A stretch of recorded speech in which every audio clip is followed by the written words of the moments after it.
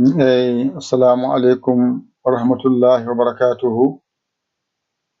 Windande tatiɓire nde en nani, tatiɓire nde andeni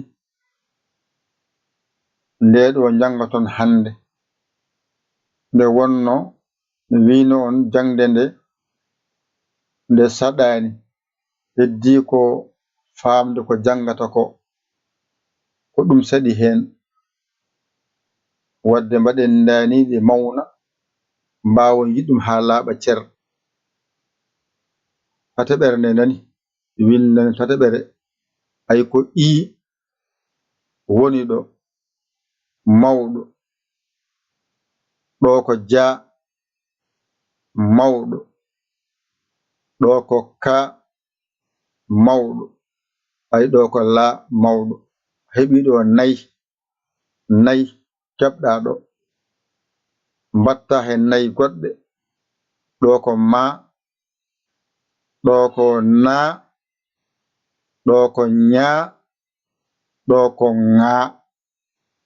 Ɗeɗo jeetati janguɗa hande, sa waɗi no mbirumami ni, a jangi ngal ɗo alluwal hande, a ɗiggini ngal, andu a heɓi ko heewi, a tinani, a dañi codol mangol, a tinani.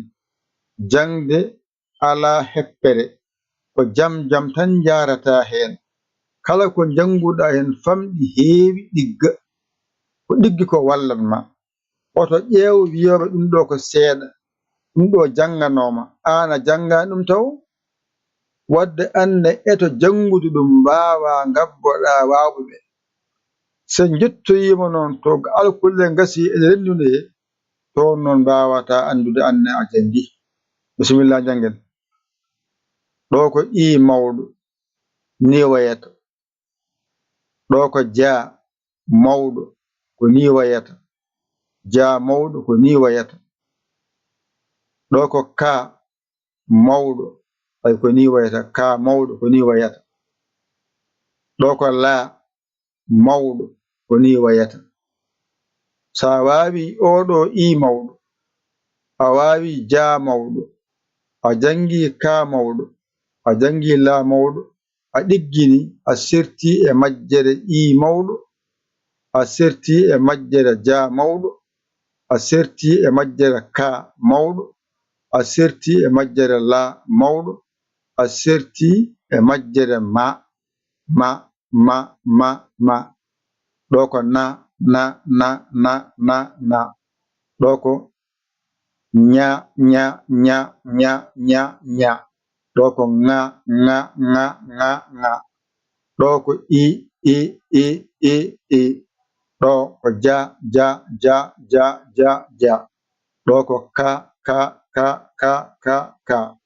ɗo ko la, ɗo ko ma, ɗo ko na, ɗo ko nya, ɗo ko nga. A dañi jeetati. I mawɗo, ja mawɗo, ka mawɗo, la mawɗo, ɗo ko ma mawɗo, ɗo ko nya mawɗo, no na mawɗo, ɗo ko nya mawɗo, ɗo ko nga mawɗo. Ƴettu kuɗol ma binda ɗum ɗo, janga ɗum ɗigga, ko I mawɗo janguɗa hande, e ja mawɗo janguɗa hande, e ka mawɗo janguɗa hande, e la mawɗo janguɗa hande. Mbasa yawde ɗum. E ma mawɗo, e na mawɗo, e nya mawɗo, e nga mawɗo. Ɗeɗo so ɗiggi tan andu a heɓi ko heewi, a tinani. Ƴettu kuɗol ma e karne ma mbañotoɗa janga ɗigga, a hoolaki hoorema, ƴewata ko bawɗo, ɗakkoɗa sara makko, omo holluma ha jiita lawol, mbasa heñade, mbasa heppude. A ronki dañde man walluma, noddu en 00 221 77 900 6 14 81 mbaɗa